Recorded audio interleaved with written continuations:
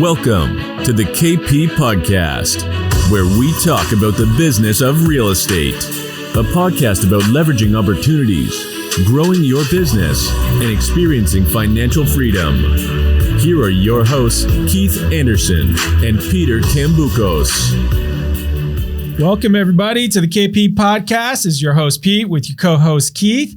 We're coming to you from the forum here at in the KP Studios. So, Keith, what do we got today? We got a lot of stuff on the bill today, I guess, if you will, to discuss and go over. First things first, would like to remind everybody, follow us on Instagram, YouTube, leave us a review. We really appreciate those. That helps us get our podcast out there for everybody. More listeners, more people can view that and enjoy that. So please do that if you get a chance. And always, as we go through these podcasts, send your questions to questions@kpeliteaz.com. We love to tackle them. We got a live email stream right now as well. So if you send your questions in, we'll be able to get some stuff out to you next podcast. So super excited about that. But what I'm looking at right now, Pete, is a little bit of a change in the recent weeks. Yeah. So we had the end of the eviction moratorium here at the end of June for Arizona, I should say, and then we had the Supreme Court ruling that ended it for anyone else in the rest of the country here at the end of July. So it's gonna be interesting to see here over the next couple of months, how this pans out. It's been a year and a half or so, or something like somewhere in there that we've had this moratorium on there. It was long awaited too by a lot of people. Like, I think the number one thing I heard when people asked, well, we're due a crash, aren't we? We're due a crash. It was always coming up where they would say, well, all these people that didn't get evicted and they're not paying their mortgage, they're not paying their rent, like all this stuff's going to hit the fan and everybody's going to go explode. And so, Pete, tell me, a side note, not our main topic today, everybody, but side note, why is Arizona not or should not be as worried? Yeah, Arizona, as other it places? doesn't seem like it's going to be a big effect for us here in Arizona. We've got a much smaller number of those delinquent renters than a lot of the other metro areas did, first of all. So we've got a smaller number to deal with. And second of all, our inventory is still ridiculously low. Yeah. I mean, just historically low. Yeah, we've creeped up a couple of points here in the last few months, but I mean, like we've said before, even a tripling of inventory from here will probably do us good. And we're not going to see anything like that from this moratorium. Not even anything even remotely close. It's going to be a drop in the bucket for us. And it's funny you say that, because that was my prediction. My bold prediction was that those listings would stay under 5,000 for the entire year. How'd that work out? It didn't work out great. We creeped up over 5,000. We're touching the edge of 6, but even then, like, we're still talking. We're at half what that inventory was from last year. And what's a normal balance market roughly? 20 to 30,000, 25,000 or so active listings. So we're almost there. Yeah, we're about a fifth of the way there. Yeah, another 20,000 active listings, and we'll be there. So it's crazy because you can say, well, we had a 25% increase in listings since the first quarter. So you could technically say that. However, now that is a good point, though. And I know we're getting sidetracked here, but just before we move on, that's a good point with these numbers and the headlines, folks. Be careful with the headlines out there, because you'll see stuff like, we had a double in foreclosures in so-and-so city, pick Queen Creek or whatever. And in reality, 2 to 4. That's exactly it. Yes, it doubled from 2 to 4. You know what I mean? So we're not talking 1,000 to 2,000. We're not talking massive numbers, you just got to be careful with those numbers. So that brings us to our topic today. Super excited about that.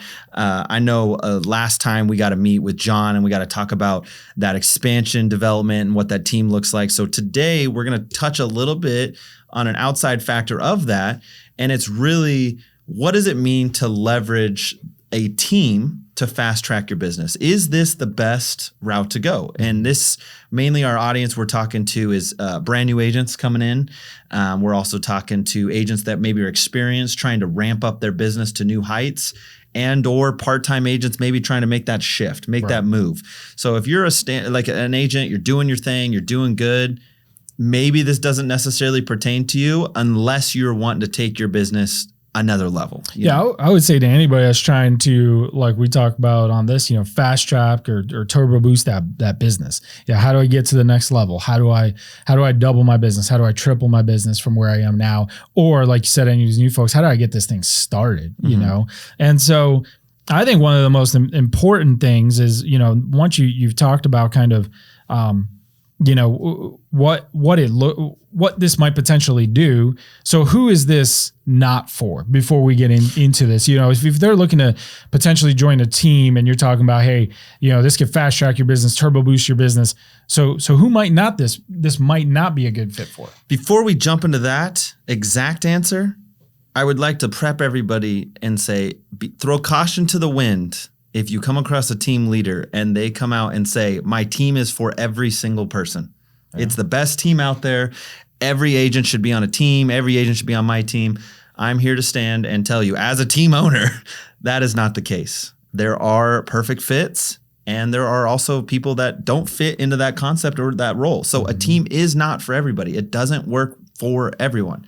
When you're running a team, you're looking for the people that want to say yes to that and believe in what it provides. It's not for everybody. Right. And what do we always say? We always tell all of our agents, and it's the same thing when our agents are looking for clients and when we're looking for the agents that we're going to bring on our team. We're not trying to turn no's into yeses. Yep. There are a lot of people out there looking for whatever you have. They're looking for what our team has. If you're an agent out there, you got clients looking for what you offer and what you can bring. So don't try to turn any no's into yeses. You just go find your people. There's so many people. Yeah, there's so many people looking for the help that you've got. So that being said, somebody that is not the perfect fit for a team, there are pretty much two sides of that spectrum, if you will. But the main criteria for that is if you're an agent and you feel comfortable doing, let's say, 2 to 7, 8 transactions a year. Like you want to be in that 6, let's say average of 6 deals a year, 8 deals a year.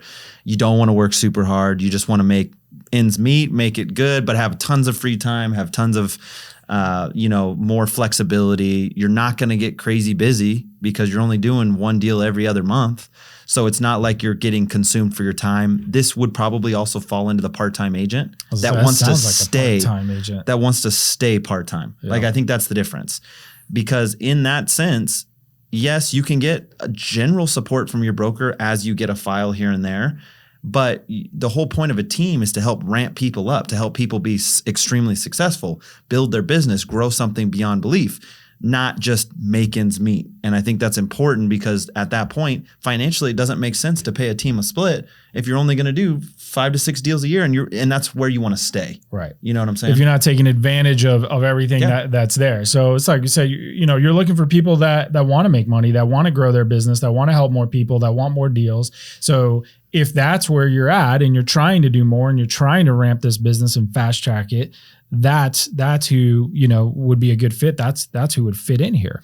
And part of to start diving into what that means is, one of the things we always say, and remember we used to talk in front of these real estate schools and we would always tell people, hey, listen, whether it's our team or, another team or mentors or something, don't reinvent the wheel. There are systems, there are processes, real estate's been around and in the real estate industry for a very long time. There are a lot of people that are successful. They're doing it differently. Now, by the same token, there's a lot of people that talk a lot and say they're very successful that are not. And you want to be careful. So what I always say is look for someone that has already done what you want to do, or a team where you're seeing these agents, for example, if it's the team where you're seeing the agents have success and you're seeing them be where you want to be. And so what I say, the proof is in the pudding. And, you want to see that somebody's not just telling you, oh, this is how good it's going to be. You can see it. You can go talk to these other agents that are on the team. You can go experience what it's like.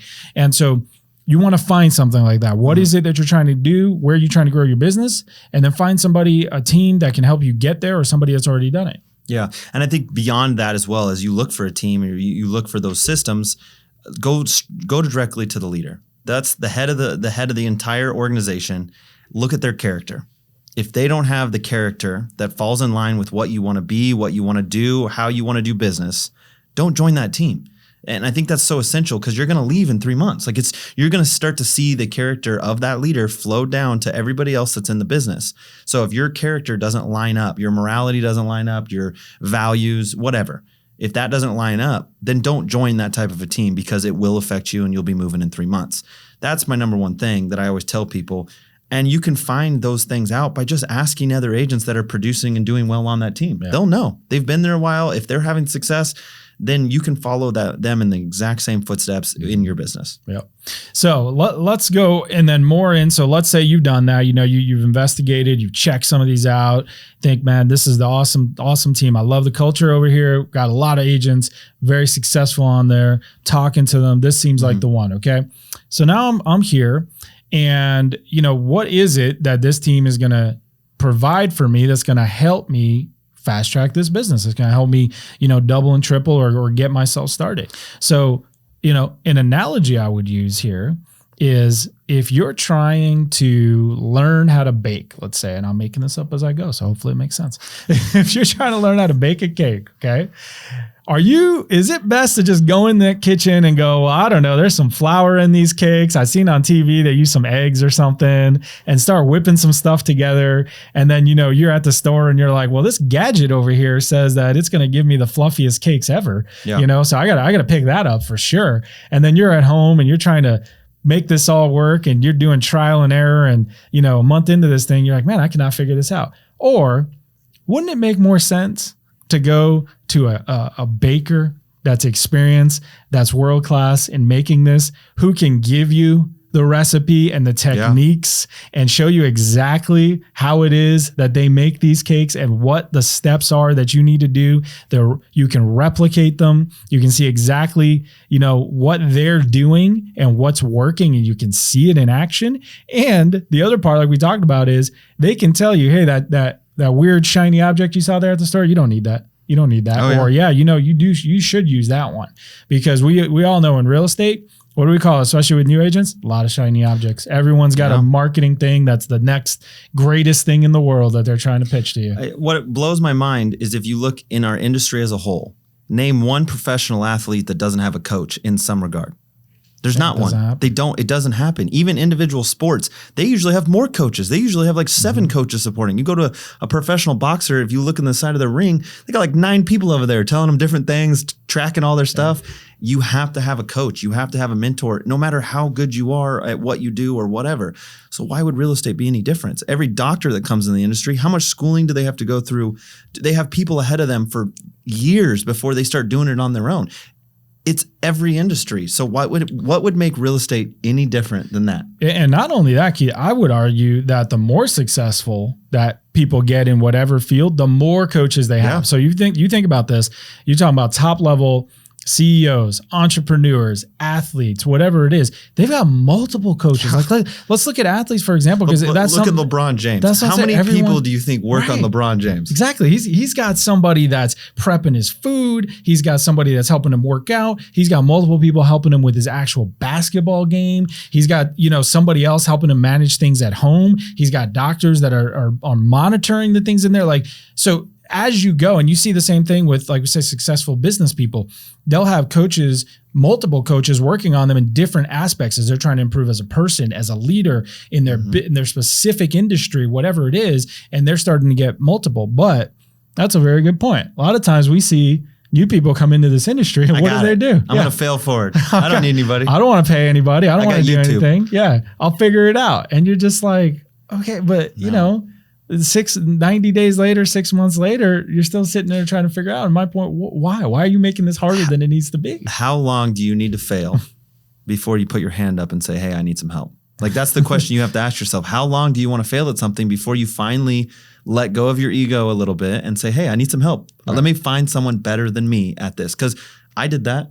I would not be in the spot that I'm in now in our business if I wouldn't have put my hand up and said, I want help right from the start. Oh, you're welcome, dude, for all that. Oh, yeah, I'm sure. Yeah. But in that regards, so let's take you to the next set. So let's say you get that point across. You're like, okay, Keith and Pete, you got it. You're right. I need a mentor. I need a team leader. I need a system. I need people better than myself to start. And we're right. But you follow that. Now what? you also have to take advantage of the things you're put in place. So go back to your baker analogy again. Okay. Let's say every day of the week, you go into the bakery and you put one ingredient in the bowl and you go home for the day. And then you come back tomorrow and you put another ingredient into the bowl. So you have the recipe. You got the coaching, the training, you got all that stuff. People are telling you how to do it, how to knead the dough. But each day you're only putting one ingredient into the bowl each day. Well, how long does it take you to bake that same dang cake? I figure I'll bake it eventually, dude. It'll eventually get good. It's the same concept with a team. Just because you're finally on a team, if you're not taking advantage of the tools, the systems, the training, and putting in the time, it's not going to matter if you're on a team or by yourself. You might as well be on yourself or be by yourself. Like there's no point in being a team or being a part of a team if you're not even going to take advantage of the systems and tools. What that means is you got to get into the office every day. You got to grind. You got to struggle. You got to learn. You got to build your business. Mm-hmm. It doesn't always have to be that way. That's the other thing I tell everybody. It's only hard for the first 6 months at best, maybe a year if you really are pushing to train and grow. After that, everything else loosens up. I always tell everybody the exact same thing. It only takes about 3 to 6 months of hard, everyday 9 to 5 type training to be one of the best agents in the industry. Not just average. We're talking 6 months of training could help you become one of the best out there. That's the good news is for everybody listening out there, bar set, unfortunately, pretty low in this Very industry. low. Yeah, the competition is just, you don't have to be that much better. It's sad to say, and I wish it wasn't like that, but like you said, it doesn't take a whole lot to be in that top, 5%. And I think that 6 month mark is an important thing that we've noticed throughout the years. That 6 month part, we noticed that shift. And so like Heath said, that's kind of where your resistance is. If you can make it past that, things will start to roll and things will start to get easier. And you're constantly, improving from there. It's not to say 6 months in, you got this figured out, but like you said, it'll start to get easier and things start, the snowball effect takes into play at that point, and you're going forward from there. So, I think when you're talking about it, it is important. Like he said, you're coming in, you're plugging in, as we like to say, and you're taking advantage of these things. And now you've got a culture, and that's important. It's culture and the support and people around you. You've got systems that you can take advantage of and use that this team is providing, and processes that are in place that are proven, that you're not starting from scratch. They've tried a lot of things. They're telling you this is the way that works. And my suggestion is, look, everybody's not exactly the same, but especially when you're trying to figure it out, go with the one that works. A year later, you want to go, hey, I want to tweak this system and do whatever. That's fine, but get your system going first. If you want to tell that baker that you got an idea of how to tweak his cake, well, learn how to make the cake first. You know what I'm saying? Like, follow his directions first, start making those, and then eventually you can start making those tweaks. But these systems, these processes, they're all in place. There's going to be the training, the coaching, the accountability that's important. You want to have this team help you, and they're going to help you put this game plan together. Okay, what is your specific business plan? What is your specific game plan? What are these actions you're going to be taking? What's the plan you're going to be doing? So you're not coming in every day and going, well, what am I supposed to do? I see other people doing things. I see this list of recipe and ingredients, but am I supposed to put them together? Right. Looks like people are doing things, but what am I supposed to do? I'm just going to watch. All right. It's important that and you go, okay, well, this is my plan, and I've got definite plans of action, and I've got action steps. And that word action is very important, because what's another thing we see? Getting ready to get ready, right? Hey, I'm still learning. I'm still training. I still got to figure this out. Just break some eggs. If we're going to start breaking those eggs, you'll figure it out. And so this brings me to, I think, one of the most valuable assets of a team that doesn't have a tangible value. You can't see it, okay? And I think it only is seen by people that really understand what it means to run a business and to be in a field you don't know how to do at the highest level. And it's stuff that protects you from things that you are unaware of. And so what I like to, I'm going to let Pete take it on from here, is he's got a great analogy of when you used to be a firefighter and what a team looks like. Because if you're, let's use that example. If you're a brand new firefighter and you're getting out there, there's things you don't see coming down the path. And when you're a real estate agent and a brand new agent in the industry, you're going to run into stuff that you don't know is there. Right. And you need somebody way smarter than you, way more experienced to protect you from an intangible amount of money that you don't even know. Like, that's the thing. They don't put any quantitative money on that, because you don't know how bad it is until it happens to you, right? You don't know what you don't know. So tell us a little bit about this analogy that I think will help people understand. Yeah. So for those of you that don't know, in my previous life there as a firefighter, so one of the analogies that I like to explain with the team is that, on a fire truck, everybody's got their own role. So, typically we'll have 4 people on a fire engine. We've got the captain up there. We've got the engineer who's driving, 2 firefighters in the back. One's an EMT, one's a paramedic. So I always say, let's imagine we pull up on a car accident scene. We've got some folks that are injured out there. Well, everybody's got a job to do, and it's important that everybody does their job and sticks to their job. Otherwise, we can have catastrophic failure. And in the case of, a fire department and an emergency call like that, people's lives are in jeopardy. Yep. So, to kind of work through that, what I mean is, we're getting off the truck. We've got, say 2 cars that you got in an accident. You've got people that are injured. Everybody knows what they're supposed to do so that ultimately we can have an excellent outcome. So a paramedic's going to get out and he's immediately going to go down and assist those patients. The second firefighter in the back, the EMT, is going to go out and help him. So he's going to be bringing things that he needs. He's going to be, helping, stabilize people or whatever he's doing while the medic's doing his job. The engineer is going to be out there stabilizing the vehicles, because while they're working on the patients, what if one of those cars starts to roll and this guy who's unconscious all of a sudden got rolled over by the car because no one was paying attention to it.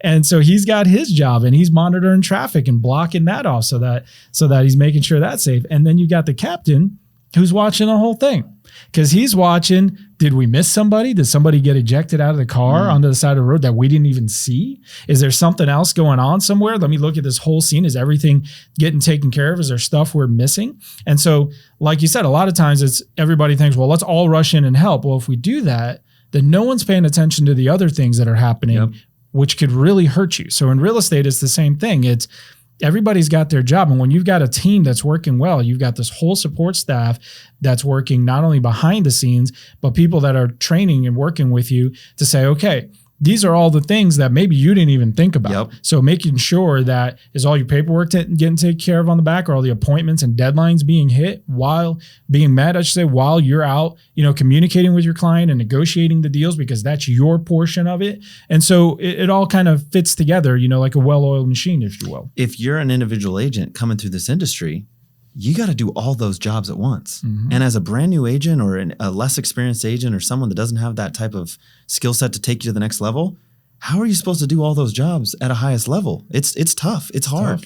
And so that's why we say, like, that's one of the unseen valuable assets of a team, is you have everyone invested in your well-being, protecting you. Team leaders looking out for you. That he's the captain. He's helping protect your life, your business, your livelihood, whatever that is. So think about those things as you're starting to build on it. You need to find a team that has a strong support system involved in that. And I think that's where I'm getting to, is you don't want just a team that's got one individual looking out for you. You want to find a team that's got all the parts and systems and tools to protect your business so that you have the highest level of success.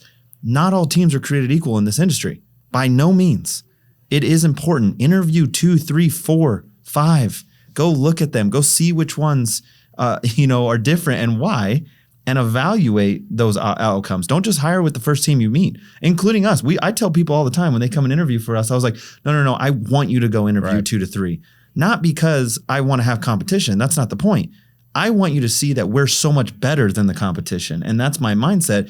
You'll appreciate what we do at a higher level if you know what you get with a team like ours. And there are plenty of teams like ours out there that are great teams and have great leadership. So it's important to find that great support system and understand the value behind that. And I would say one of the other important things that kind of ties onto that is the other people there, the other agents. Are they having success?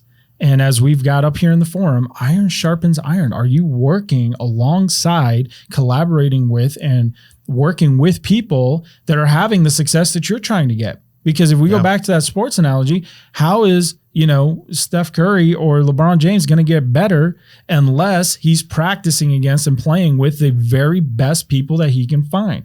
And so, what do we always say? It's like if you're around people that are doing more than you, that have more skills, that are having that more success, you will automatically As long as, I shouldn't say automatically, as long as you're putting in the time and the effort and you're trying, you're going to get pulled up to that level, because you're now, around this, and you're seeing what it takes and what the actions are and what the habits are of these people. And you're going to be working with them alongside of them and doing those same things. A lot of people say the same exact analogy is you're going to become like the 5 closest people you have around yourself. It's the same thing in business. You're going to make the same amount of money as the 5 people you have closest to you. So if you surround yourself with people that are in dead-end jobs or not working or whatever, guess how much money you're probably going to make, because your actions are going to replicate what they're doing. Mm-hmm. But you go surround yourself with millionaires and people growing their business and are investing and they're building on something. Guess what actions you're going to start doing? You're going to replicate what they're doing, and you're going to start making the type of money that they're making. So that's so, so key. Now, to take it into the cost side of things, everybody, I think the number one reaction people have is, oh man, I don't want to join a team because they take money, they take a split, they take a part of my transaction, or whatever the case is, right? First things first, 100% of nothing is still nothing. Mm-hmm. And we talk about that all the time. But take that aside. Let's say you are going to be able to get some deals. Let's say you are going to put some business together and you're going to make money. So there is a sense in the back of your mind saying, okay, I can make 100% myself, and I have to pay a team split. Right. The thing that people don't look at is all the cost and time associated with not having that team. So that split that the team's taking is consuming a lot of the time that you would normally have to do yourself or pay yourself or do. And the best part about that is those fees, if you will, those transaction costs, they're happening at the end of a transaction when you're guaranteed to make money with no overhead up front. Right. Go start a business and go to a bank and say, hey, I need a loan, okay, to do everything I want to do, but I don't want to make any payments until my business is successful. Till I get paid. I'm never gonna pay you back. Nope, not gonna happen until I get paid. And even then, when I get paid, it's not payments on your terms. It's only a small percentage of what I'm making. So I still have a very profitable income and a profitable business. So I want no risk. I want you to take 100% risk. And I want to grow a massive company and a business that could make me hundreds of thousands of dollars a year with zero overhead or risk. Yeah. And like you said, if we're just talking the straight dollars, like we said, when you're on that team, if you're on the right team, you should be making more money than if you are on your own, right? Because you're doing more business, you've got more time, however you want to equate it, it's all valuable. And so the point is, if you're not able to do more, and make more by being on the team, then yeah, it doesn't make any sense. But if you've got a successful team where you see, hey, there's 50 other people here that are making, they're successful and they're making it well into the 6 figures, you clearly have a proven system. So if you can plug in, you can do that, as opposed to you trying to do it on your own and hoping, well, what's it going to take me to potentially get there? If I ever get there, how long will that take me? Yeah. And I may never get there. Yeah. And so, one of the other things like we like to point out too is get your business going and learn and do these things. And then, eventually down the road, you can figure out later, once you've got things up and going, hey, what does this look like? And do I love this? Do I want to stay here? Do I want to try something different? But man, if you haven't figured it out and your business isn't running like a well-oiled machine yet, get there first. Yeah. And that's why don't put the cart before the horse a lot of times. And we encourage a lot. If you want to start your own team, be my guest. Like it's great opportunity. You can build something bigger than your own, and you can impact a lot of people's lives. Pete and I, we did it. There was a lot of struggles along the way, but it's worth it at the end of the day when you get to that point where you're helping a lot of people. But I would also say with that's not made for everybody. Mm-hmm. And that needs even a higher level of a coach and a mentor to take you there, because the amount of teams that succeed and fail in this industry are grand. Like there's a lot that fail and very few that succeed. So that's why I say your best chance of starting a team or building a big business or doing something like that would be to start on a team, learn everything of what a team needs and does and works on and builds, and then continue to educate yourself with a mentor as you make that transition. But by all means, if you want to do that, go ahead. So if I get this right, you're saying if I want to open up my own bakery, making my own cakes, it'd probably be best for me to go train under a baker that's already making these cakes and already has his own bakery, so that I can see how the cakes are made, if you will. No, I think you should open up shop, never have made a cake before, And just hope for the best. Like, let's go. Yeah. Remember salt. I'm going to tell you guys a hint. Remember some salt. Okay. No, but like that's the concept that we see in this industry. So if you guys take anything out of today, take one thing more than anything. You can always be better at what you do. No matter who you are, how good you are, no matter where you're at in your business, you can always grow. You can always improve. The best in the world still find ways to improve every single year by surrounding themselves with other people. I'm not too high of myself to think that I can't grow and build every single day on what I'm working on. And so take that food for thought and grow your business, grow your systems, grow your tools by surrounding yourself with a team or other individuals, a mentor, a coach to help you get there, take you to that next level. And really break down everything that those teams have to offer. Put them up against each other. Find the right system that works for you with good character leadership, but be a part of something. So at the end of the day, guys, we appreciate everything you guys are doing. Continue to follow us. Again, leave us reviews. Follow us on Instagram, YouTube, all our social media platforms. We appreciate all the support. Please give us a 5-star review if you can, and continue to build our business so that we can help impact more people's lives and hopefully help more and more people grow their real estate business. Yep. So appreciate you guys today. We'll see you guys on the next one. Bye.